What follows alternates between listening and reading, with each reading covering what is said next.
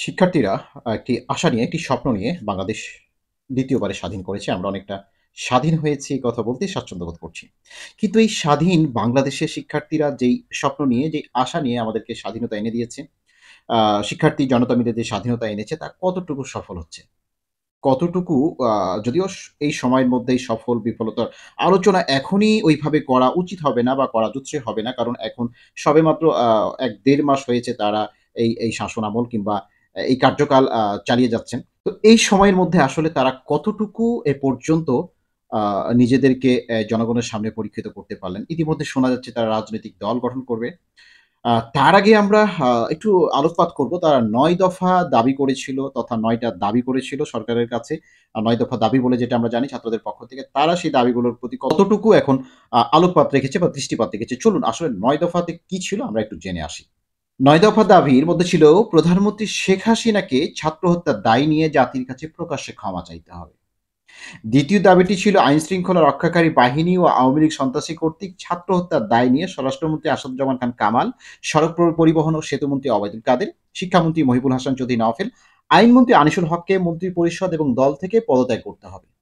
৩ নম্বর পয়েন্টটি ছিল ঢাকাসহ যত জায়গায় শহীদ হয়েছেন সেখানকার ডিআইজি, পুলিশ কমিশনার ও পুলিশ সুপারদের চাকরি থেকে বরখাস্ত করতে হবে। ৪ নম্বর দাবিটি ছিল ঢাকা বিশ্ববিদ্যালয়, জাহাঙ্গীরনগর বিশ্ববিদ্যালয় ও রাজশাহী বিশ্ববিদ্যালয়ের ভিসি প্রক্টরদের পদত্যাগ করতে হবে। ৫ নম্বর দাবিটি ছিল যে পুলিশ সদস্যরা শিক্ষার্থীদের উপর গুলি করেছে, ছাত্রলীগ, যুবলীগ সহ যে সকল সন্ত্রাসীরা শিক্ষার্থীদের উপর নৃশংস হামলা পরিচালনা করেছে এবং পরিচালনার উদ্দেশ্যে নির্দেশ দিয়েছে তাদের আটক করতে হবে এবং হত্যা মামলা দায়ের করে দ্রুত সময়ের মধ্যে গ্রেপ্তার দেখাতে হবে। ৬ নম্বর দাবি ছিল দেশব্যাপী যে সকল শিক্ষার্থী ও নাগরিক শহীদ ও আহত হয়েছে তাদের পরিবারকে ক্ষতিপূরণ প্রদান করতে হবে। ৭ নম্বর ঢাকা বিশ্ববিদ্যালয়, জাহাঙ্গীরনগর বিশ্ববিদ্যালয়, চট্টগ্রাম বিশ্ববিদ্যালয়, রাজশাহী বিশ্ববিদ্যালয় সহ সকল শিক্ষা প্রতিষ্ঠানে ছাত্রলীগ নামক সন্ত্রাসী সংগঠন সহ সকল দলীয় লেজুর ভিত্তিক রাজনীতি তথা ছাত্র রাজনীতি নিষিদ্ধ করে ছাত্র সংসদকে কার্যকর করতে হবে। ৮ নম্বর দাবিটি ছিল অবিলম্বে সকল শিক্ষা প্রতিষ্ঠান ও হলগুলো খুলে দিতে হবে। ৯ নম্বর কোটা আন্দোলনের সাথে সম্পৃক্ত শিক্ষার্থীদের একাডেমিক ও প্রশাসনিকে কোনো ধরনের হয়রানি করা হবে না মর্মে অঙ্গীকার করতে হবে। এইরকম ৯ টি দাবি নিয়ে মূলত যেই দাবিটি ছিল এখন শিক্ষার্থীরা এই দাবিগুলোর প্রতি কতটা যত্নবান, কতটা তারা দৃষ্টি দিচ্ছে তা এখন দেখার সময় এসেছে। কিন্তু আমাদের কাছে মনে হচ্ছে যে তাদের এই দাবিগুলোর প্রতি যথাযথ এই মুহূর্তে তারা যত্নবান নয়। আ বলেই সাধারণ জনগণ এই মুহূর্তে মনে করছে। প্রিয় বন্ধুরা আপনারা আসলে কি মনে করছেন? আপনারাও সাধারণ জনগণের মধ্যেই। তো আপনারা কি মনে করছেন? এই কমেন্ট বক্সে জানান।